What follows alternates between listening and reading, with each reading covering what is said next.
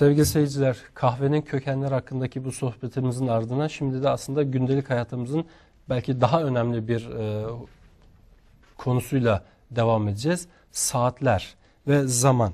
Özellikle İslam alimlerin bu konuda yapmış olduğu çalışmalara değineceğiz ama bunun öncesinde belki İslam toplumunda zamanın önemini belki de biraz konuşmamız gerekiyor. Çünkü müsteşriklerin, oryantalistlerin çizmiş olduğu bir resim var ki o da sanki Doğu toplumlarında zaman algısının olmadığı.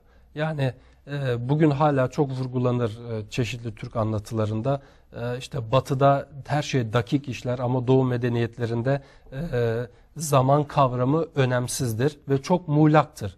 Ama görüyoruz ki İslam alimleri çok erken tarihlerden itibaren, hatta El Cezeri'den bahsediyoruz. Yani bugün Türkiye'nin toprakları üzerinde Cizre'de yaşamış olan bir İslam aliminden bahsediyoruz. Onun yapmış olduğu çalışmalardan kısaca bahsedebilir misiniz? Evet, genel olarak dediğiniz gibi zaman konusu İslam medeniyetinde çok önemli. Niye önemli? Çünkü İslam gelirken zaman konusuna atıf yaparaktan geliyor. Hatta bir sure var, Vel Asr vesaire. Başka pek çok yerde atıf var. Zaman şuradan daha önemli. Çünkü bütün ibadetler zamana dayalı. Evet. Günü çok iyi ayarlaman lazım. Zamanı çok iyi bilmen lazım ki ibadetleri doğru ve zamanda yapabilesin.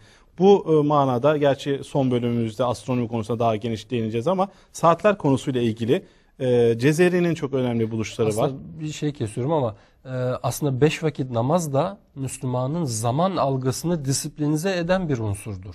Evet, yani Müslüman zamana karşı devamlı teyakkuz halinde olması gerekir. Zamana kalamaz, yani duyarsız kalamaz bir Müslüman. Evet. O manada ilk dönemlerde su saatleri, güneş saatleri ve kum saatleri kullanıyor ve bunları geliştirerekten güzel saatler, mekanik saatler icat ediliyor. Hatta 8. yüzyılda Abbas halifesi tarafından Avrupa'ya bir mekanik saat gönderiliyor ve bu saat karşısında Avrupalılar şaşırıyorlar. Diyorlar bunun içerisinde bir cin mi var yoksa başka bir peri mi var? Şeytan var. Şeytan var. Nasıl çalışıyor bu? Hayretler içerisinde kalıyorlar. Cezeri'den bahsettiniz. Programımızda zaman zaman Cezeri'den bahsedeceğiz şüphesiz. Ve bu sene Cezeri'nin 800. yıl dönümü. Evet. Cizre'de neşet etmiş çok mühim bir alim. Onun icat ettiği bir kısım saatler var. Su saatleri ve mekanik saatler. Burada belki animasyonunu gösterme imkanı olursa onun fil saati diye bir saati var ki çok önemli bir saat. Yazma eserinde bu saatin detaylı çizimini vermiş ve bugün biz bu yazma eserin 3 boyutlu animasyonunu yaptık. Bunu herhalde programda gösterilebilir. Ayrıca bu saatin 8 metre büyüklüğündeki gerçek bir şeyini Dubai'de inşa ettik bir İbn Battuta alışveriş merkezinde. Oraya gidenler bu saati görebilirler. Resmini de gösterebiliriz bu saatte.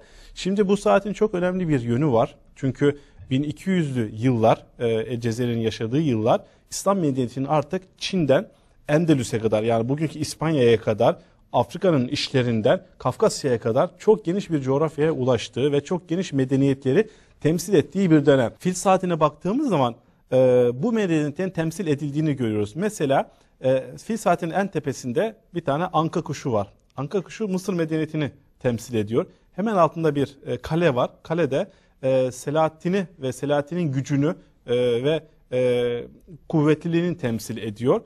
Onun altında 2 tane dragon var, ejderha var. Bunlar da Çin medeniyetini temsil ediyor.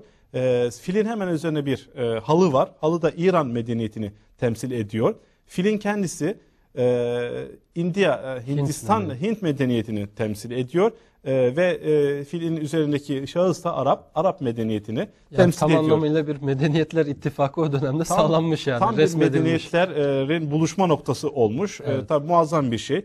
Ayrıca mekanik saatin kendisi de Yunan medeniyetini temsil ediyor. Yani onları da ihmal etmemişler. Bu muazzam bir buluş, muazzam bir çalışma. Gerçekten saatler konusunda, özellikle mekanik saatler konusunda çok önemli İslam alimlerin buluşları var. Tabii biz burada programın kısalığı dolayısıyla detaylı bilgi veremiyoruz. Evet. Detaylı bilgi edinmek isteyenler kitabın bu bölümlerine bakabilirler. Kitabı elde etmek isteyenlerle ilgili programın sonunda biz detaylı bilgiler vereceğiz. Son olarak saat konusunu geçmeden önce Takyüt'ün rahatsızlığının da bir saatinden bahsetmek istiyorum. İlk defa dakik astronomi gözlemlerini yönlendirmek üzere icat edilen mekanik saatte Takyüt'ün tarafından yapılmıştır. 1570 veya 80'li yıllarda ve İstanbul Rasathanesi'nde bu mekanik saat kullanılmış ve bunun sonucunda çok dakik gözlem neticeleri elde edilmiştir. Evet. Aslında bu bölümde gündelik hayatımıza ilişkin konuları konuşacağız. Bir diğer konu da temizlik ve hijyen meselesi. Aslında az önce bahsettiğimiz Ortaçağ Avrupa'sında genellikle işte hijyen anlamında çok büyük eksikliklerin olduğu vurgulanır. Ama diğer taraftan da altın çağını yaşayan bir İslam medeniyeti var. Müslüman alimlerin bu temizlik ve hijyen konusundaki düşünceleri nedir? Yapmış oldukları pratikler nelerdir? Biraz da bunları açabilir miyiz? Evet, İslam medeniyeti belki de su medeniyeti veya temizlik medeniyeti denilse yanlış olmaz. Çünkü bütün fıkıh kitapları önce su ve temizlik bahsiyle başlarlar biliyorsunuz. Evet. Bu konuda İslam alimleri çok güzel çalışmalar ve kitaplar yayınlamışlar temizliğin önemine dair. Bizim kitabımızda da bununla ilgili bir aletten bahsediliyor. Az önce bahsettiğim otomatik abdest alma makinesi hem suyun israf edilmesini önlüyor hem de abdest almada insanlara çok büyük bir kolaylık sağlamış oluyor. Biraz açabilir miyiz aslında? Çünkü otomatik abdest alma makinesi deyince insanlar böyle ilk anda gülümsüyor. Sanki böyle profesör zihni sinir projeleri gibi duruyor. Yok, ama yani bunun aslında öyle basit bir şey olmadığını biraz açıklayabilir miyiz? Fiziki bir kuralları kullanılırken yapılmış bir makine. Zaten biz exhibition'da bu makineyi yaptık. Çalışır halde gösterdik. Temel espri suyu belirli aralıklarla belli miktarda israf etmeden veriyor. Yani su sürekli akmıyor. Ara ara akıyor ve o esnada abdestini bitiriyorsun. Dolayısıyla temizliğe verilen önemi bu şekilde göstermiş oluyor. Bundan ziyade zikredilmesi gereken yani günlük hayatın en önemli parçasıdır temizlik. 18. yüzyıla kadar Avrupa temizliği bilmiyordu. Fakat Müslümanlar daha en baştan itibaren temizliğe büyük önem veriyorlar ve temizlikle ilgili önemli bir kısım gelişmeler sağlanıyor ki bunlardan en önemlisi zeytin sabununun Razi tarafından ortaya çıkartılması ve bu tür temizlik maddelerinin çok yaygın bir şekilde kullanılması. Avrupalılar ilk defa Haçlı seferleri dolayısıyla Müslümanların icat ettiği bu tür temizlik anlayışıyla ve sabunla tanışıyor. Ama yaygın hale gelmesi, Avrupa'da kullanılır hale gelmesi 18. yüzyıla kadar geriye gidiyor. Ve çok enteresan Suriye'de özellikle sabun üretimi çok geniş. Hala öyle sabun şeyleri, imalathaneleri çoktur. Her çeşit renkli, kokulu, şekilli sabunlar üretiliyor. Yani çok cazip hale getirmek için kolay kullanılsın diye ve kullanıldığında güzel koku versin diye sabunlar üretiliyor. Ve bunun haricinde yine mutlaka değinmesi gereken temizlikle ilgili bir konu parfüm konusudur. Ez-Zahravi'nin Et-Tasrif adlı kitabında kozmetikle ilgili, parfümlerle ilgili çok sayıda resipiler var. Reçeteler mi? Reçeteler yani nasıl yapıldığına dair yani parfümler nasıl elde edilir, nasıl yapılır bunları detaylı bir şekilde 100'den fazla parfüm orada formülü veriyor ki bunu izah ederken de Hazreti Peygamber'in temizlikle ilgili hadislerine gönderme yapıyor. Yani bunlardan dolayı ve Hazreti Peygamber'in güzel kokmayla ilgili meşhur hadisi var ya bana iki şey sevdirildi. Biri güzel koku, diğeri de kadın dediği. Dolayısıyla oraya atıf yaparaktan kozmetik konusunda tarihte yazılan ilk kitap olma özelliğine sahiptir. Ki Zehravi'den sonra, Tasnifi'den sonra Kindi'nin de parfüm yapımı ve damıtma ile ilgili çok önemli bir kitap var ve bu kitapta yüzlerce reçete yani koku reçetesi, kremler, aromatik sular ve benzeri ilaçlarla ilgili çok önemli ve çok kıymetli bilgiler var. Temizlikle ilgili son bir noktayı müsaadenizle değineyim. O da herkesin çok iyi bildiği kına konusu.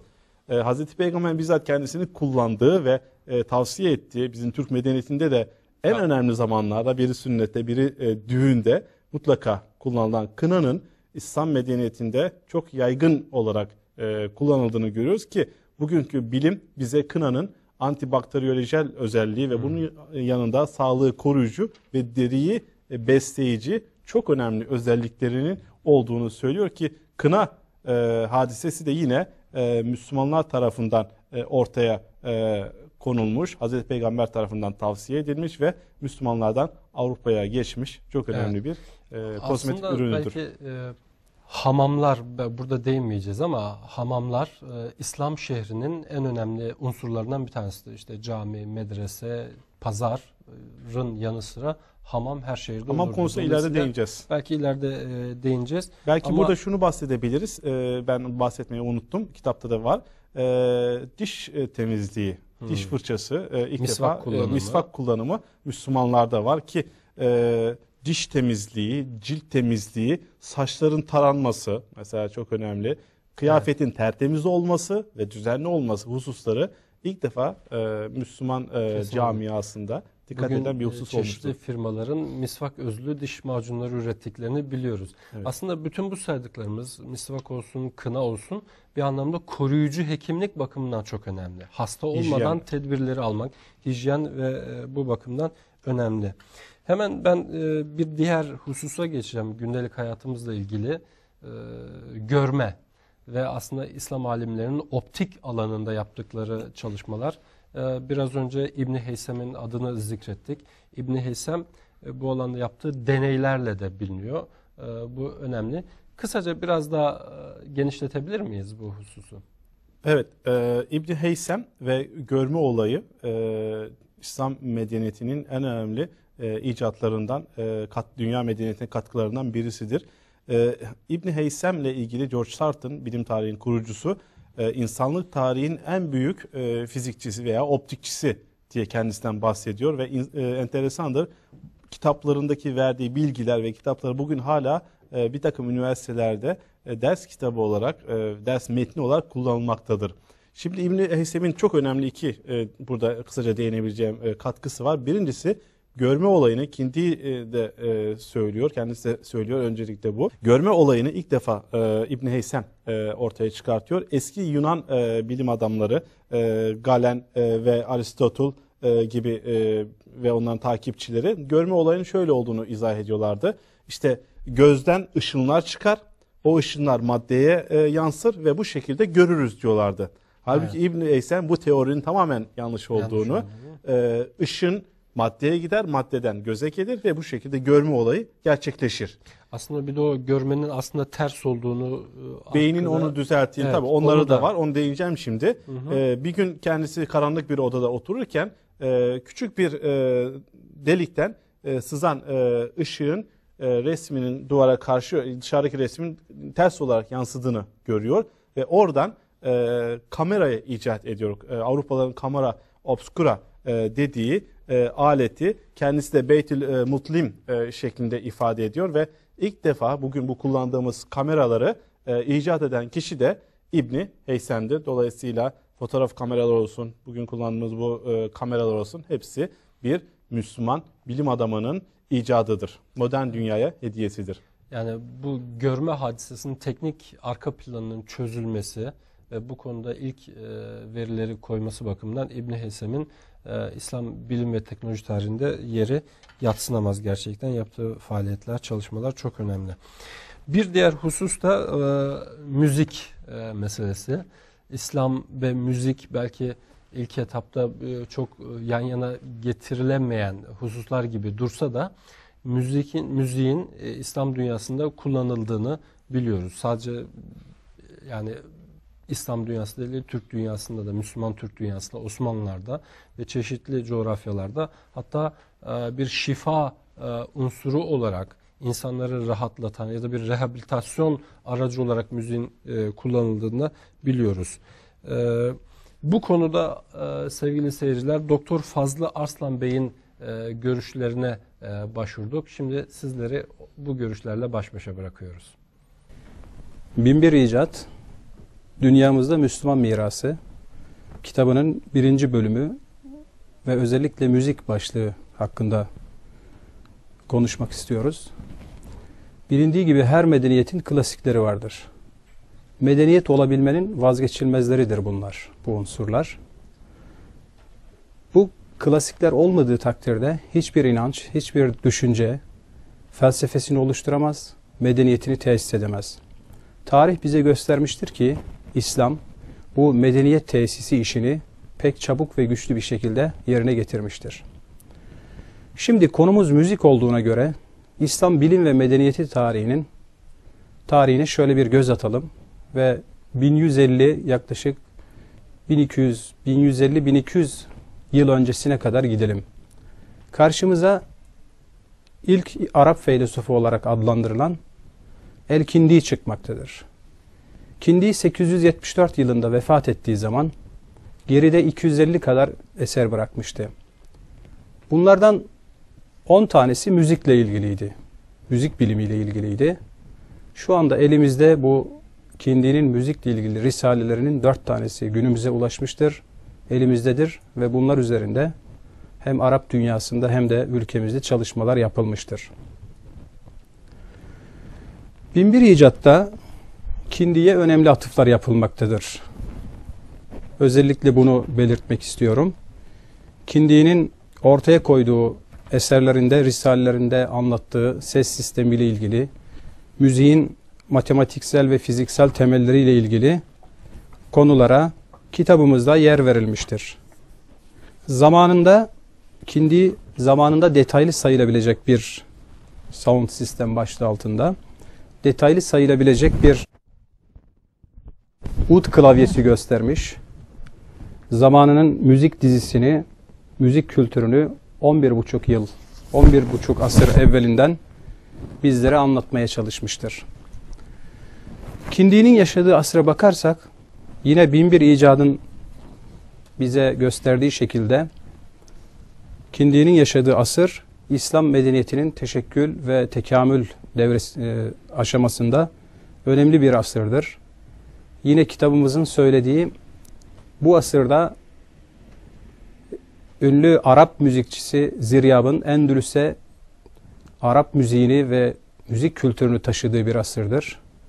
Halife Harun Reşit ve oğulları Emin ve Memun zamanında Girek yazmalarının Arapçaya tercüme edildiği müthiş bir atılım, fikri atılım çağıdır 10. asır. Ve Kindi bu asrın bir müellifidir. Risalelerinde zamanın ses teorisini, müzik sistemini, ses fiziği ile ilgili konuları, kısmen besteleme bilgilerini bizlere aktarmaktadır. Hatta çok önemli bir husus da şudur. Günümüzün enstrüman öğretimi metotlarına ilişkin bir takım bilgileri Kindi'nin risalelerinde görmekteyiz. Kindi'den sonra müzik bilimi alanında en önemli isim Farabi'dir. Meşhur İslam bilgini Farabi yazdığı birkaç müzik eserinde abartısız asırlar boyunca hem doğulu araştırmacıların hem batılı araştırmacıların ilgisini çekmiş ve eseri asırlarca hem doğuda hem batıda araştırma konusu olmuştur. Bundan 80 yıl önce Farabi'nin adına yakışır eseri Kitab-ül Musikal Kebir, büyük müzik kitabı 80 yıl önce Fransızca'ya tercüme edilmiştir. Arap dünyasında yine 1980'lerde Arapça şerh edildi. Şerhi 1208 sayfa. Ancak hala Türkçe'ye tercüme edilmedi. Bunu da belirtmek istiyoruz. Farabi'nin asrından sonra İbn Sina gelmektedir. Yine müzik bilimi alanında. İbn Sina'nın eserlerinden birkaç tanesi elimizdedir. Kitab-ı Şifa'nın bir bölümü olarak Risale fil Musika'yı yazmıştır. Yine Kitab-ı Necat'ın bir bölümü müzik konusuna ayrılmıştır. Yine İbn Sina da Farabi'nin metodunu, yolunu takip ederek müzikle ilgili önemli eserler vermiştir. Bu üç isim Kindi, Farabi ve İbn Sina adeta peş peşe gelmiş. Üç büyük kilometre taşı. 874 Kindi, 950 Farabi, 1037 İbn Sina'nın vefatı adeta peş peşe gelmiş. Önemli müzik bilimi alanında önemli üç isim. Bu müzikle ilgili bu eserler hem Türk bilginlerinin hem Arap bilginlerinin hem de Acem bilginlerinin önemli kaynaklarındandır. Yani bir araştırmacı Arap müziğini araştıran bir araştırmacı da, Türk müziğini araştıran bir araştırmacı da, İranlı bir araştırmacının da en temel kaynakları Kindi, Farabi ve İbn Sina'dır. Kindi, Farabi ve İbn Sina bu üç büyük bilgin diğer ilimlerde yazdığı eserlerin yanında müzik teorisiyle ilgili yazdığı eserleriyle de şark müziği ile ilgili olarak yapılan bütün çalışmalarda temel kaynaktır. Bunun adı şark müziğidir. Türk müziği, Arap müziği ve Acem müziği ayrımı yoktur. Bütün bu konularda araştırma yapan herkesin ana kaynağı bu üç büyük bilgin ve eserleridir. Bu üç bilginin eserlerindeki konular müzik teorisi, ses sistemi, sesin müziğin matematiksel ve fiziksel özellikleri, aralık hesaplamaları, müzikte uyum-uyumsuzluk konuları. Bunların yanında kısmen müzikle tedavi konusu, müziğin insan ruh ve bedeni üzerindeki etkileri gibi konular bu üç büyük bilginin eserlerinde kısmen işlenmiştir. Daha sonra bu müzikle tedavi, müzik-astroloji ilişkisi bu tür konular daha sonraki eserlerde biraz daha fazla yer alacaktır. 13. yüzyıla geliyoruz. 13. yüzyılda Safiyüddin Urmevi, meşhur şarkın Zarlinosu olarak adlandırılan büyük müzik bilgini, büyük Arap edebiyatçısı, büyük bir hattat olan Safiyüddin Urmevi gelmektedir. Hattat, Yakut-u Mustasimi gibi bir hattatın hocasıdır. Aynı zamanda Safiyüddin. Müzik bilimi alanında iki önemli eser vermiştir. Bunlardan bir tanesi Kitab-ül Edvar, diğeri ise Er-Risaletü Şerefiye. Şerefiye Risalesi kendisinden sonra yazılan yüzyıllar boyunca özellikle 15. yüzyılda artan müzik yazmalarının en önemli kaynağıdır. Bütün yazmalar, müzik yazmaları, Safiyüddin'den sonra yazılan bütün müzik yazmaları adeta Safiyüddin'in bir şerhi, onun açıklayıcısı özelliğindedir. Bu eserlerin hemen hepsinde önce Safiyüddin'in ismi zikredilir, ona hürmet edilir, adeta onun önünde saygıyla eğilinir ve sonra kitap devam eder. Safiyüddin müzik tarihinde çok önemli bir isim. Kitab-ül Edvar'ı üzerinde çalışmalar yapıldı, Türkçe'ye tercüme edildi. Yine hem Arap dünyasında hem ülkemizde. Şerefiyesi üzerinde acizane bendeniz bir çalışma yaptım ve bu çalışma Atatürk Kültür Merkezi, Ankara'da Atatürk Kültür Merkezi'nde basıldı. Safiyüddin'in müzik tarihine getirdiği en önemli katkılardan birisi sistemci ekolü oluşturmuş olmasıdır. Sistemci ekol Farabi ve İbn Sina'nın ekolüdür. Safiyüddin, Farabi, İbn Sina ve Kindi'den aldığı bu ses sistemini sistemleştirmiş ve 17 perdeli eski Doğu ses sistemini kurmuştur. Aynı zamanda iki tane enstrüman icat etmiş. Nüzhe ve Muni adında. Bu enstrümanlar daha sonraki yüzyıllarda birçok çalışmanın konusu olmuştur. Safiyüddin'den sonra 17 ve 18. yüzyıllarda özellikle sistemci ekolden ayrılmalar olmuştur. Daha ziyade müzik, astroloji ilişkisine değinilmiş, müziğin tedavi edici yönüyle ilgili kitaplar yazılmıştır. Binbir İcat, kısaca özetlediğim bu müzik tarihimizin en önemli eserlerine ve konularına özet cümlelerle değinmektedir. Kitabın diğer konuları da dikkate alındığı zaman müziğe ayrılan 4 sayfalık bölümü yeterli görmek gerek. Kısa alıntılarla, kısa anekdotlarla müziğin en temel konularına işaret etmektedir Binbir İcat. Örneğin Binbir İcat'ta bir bölüm mehterle ilgilidir. Artık bu çok bilinen bir konudur. Mehterin savaş meydanlarında yerine getirdiği işlevin yanında Avrupa'nın müzik kültürünü ve Avrupa'nın bestekarlarını etkilemesi artık herkes tarafından bilinmektedir. Şunu belirtmek istiyorum. Örneğin Yılmaz Öztuna'nın Türk Musikisi Ansiklopedisini açarsak orada Mehter'den etkilenerek besteler yapan Avrupalı bestekarların, Mozart'ın, Beethoven'ın, Wagner'in Mehter'den etkilenerek yazdıkları besteleri Yılmaz Öztuna 20 sayfayla bizlere sunmaktadır. Müzik tarzını etkilemesinin yanında Avrupa'da devlet adamlarının resmi törenlerinin vazgeçilmez ögesi olmuştur Mehter. Binbir İcat'ta bu konuda bunlar da yer almaktadır. Hem Mehter'in işlevi, etkisi çok özlü bir şekilde anlatılırken kullanılan sazlar konusunda da, Mehter'de kullanılan sazlar konusunda da Binbir İcat bizlere bilgi vermektedir. Müzik tarihimiz boyunca zaman zaman artsa ve azalsa da tartışılan bir konu da vardır. Müziğin helalliği ve haramlığı konusu. Binbir İcat bu konuyu bir cümleyle toparlamaktadır aslında. İslam bu konuda şöyle der. İslam müziğin her türünü değil, insanı kötülüklere teşvik edenini yasaklar. Bu konuyla, bu cümleyle aslında konuyu özetlemiş olmaktadır.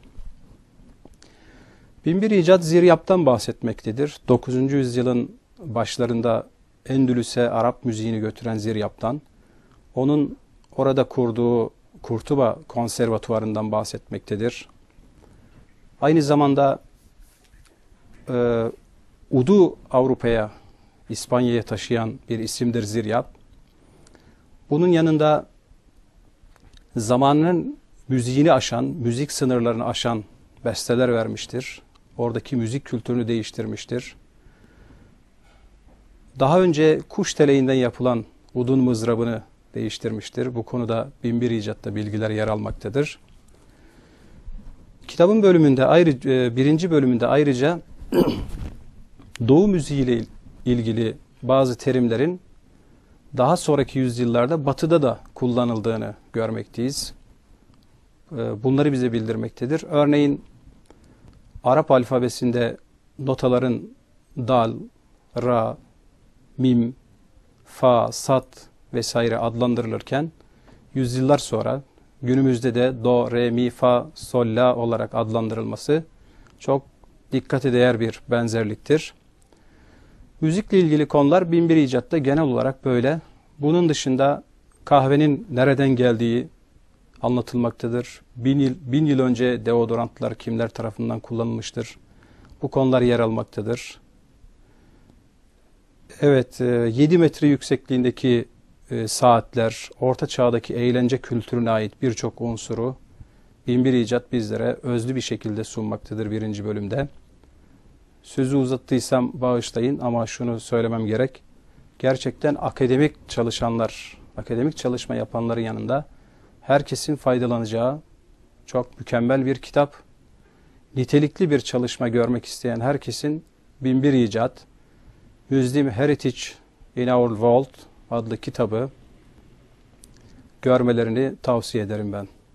Evet sevgili seyirciler, Doktor Fazlı Aslan Beyefendi'ye bu verdiği bilgiler için çok teşekkür ediyoruz.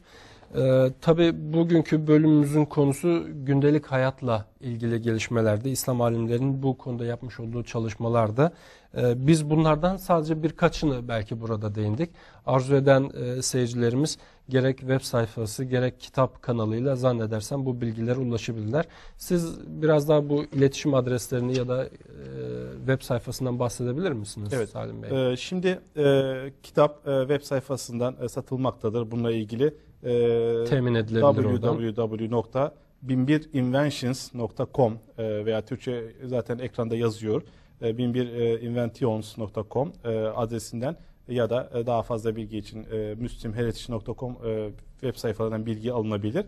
Eğer daha detaylı bilgi almak istiyorsanız, bizimle iletişime geçmek istiyorsanız e-mail yoluyla info@binbirinventions.com e-mail adresine e-posta atabilirsiniz. Benimle irtibata geçebilirsiniz. Veya telefonla ulaşmak isteyen izleyicilerimiz için ben İngiltere telefonumu veriyorum. 0044 78 78 48 39 34. Programı kapatmadan önce kurumumuza destek olmak isteyen kişilerin buralara e-mail ataraktan veya arayaraktan bizi irtibata geçmelerini istiyorum. Bir de şöyle bir projemiz var. Onu da burada ilan etmek istiyorum. Dünya üzerinde 2,5 milyona yakın İngilizce eğitim veren kitap var, okul var. Bu okullara çeşitli iş adamları kitabımızı alaraktan bağış yapabilirler. 5, 10, Evet. 1, 3, 5, 100 tane. Dolayısıyla iş adamlarımızdan böyle bir talebimiz var. Bu kitabın okullara ulaştırılması konusunda bize sponsor olsunlar, Ben destek hemen versinler. şunu soracağım. Türkçe'ye çevriliyor mu Salim Bey bu kitap? Bu Evet, önemli Türkçe çalışma. ile Biraz ondan Türkçe bahsedelim. çevirmesiyle ilgili bir çalışması var. Yani çevrim devam ediyor. Çok Aslında yakında. başka dillere de çevriliyor. Öncelikle Türkçe'ye çevrilecek. Bu Hı hı. Türk insanı için çok önemli ve Türkiye'ye verdiğimiz önem açısından çok önemli. Bu yılın sonuna kadar ümit ediyorum Türkçesi de çıkmış olabilir. Türkçesinde edinilebilir. Evet, biz de öyle ümit ediyoruz. Çünkü gerçekten her kütüphanede olması gereken bir eser. Bu bakımdan çok önemli. Sevgili seyirciler, 7 bölümlük bu programımızın 1. bölümünde özellikle gündelik hayatımıza ilişkin İslam alimlerinin getirmiş olduğu açılımlar, keşifler üzerinde durduk. Çeşitli ana başlıklara yoğunlaştık ama bunların sayıları çok daha fazla. Biz burada en belirgin olanlar üzerinde durmaya çalıştık. Önümüzdeki bölümlerde eğitim, İslam'da eğitim tarihi üzerinde yapılmış yenilikler, özellikle İslam medeniyeti ve Batı medeniyeti arasındaki ilişkilere bilimin nasıl aktarıldığı hususlarına değineceğiz. Ticaret ve pazar, market, tıp dünyası gibi konu başlıklarımız olacak. Bir sonraki bölümde buluşmak üzere. Sağlıcakla kalın efendim.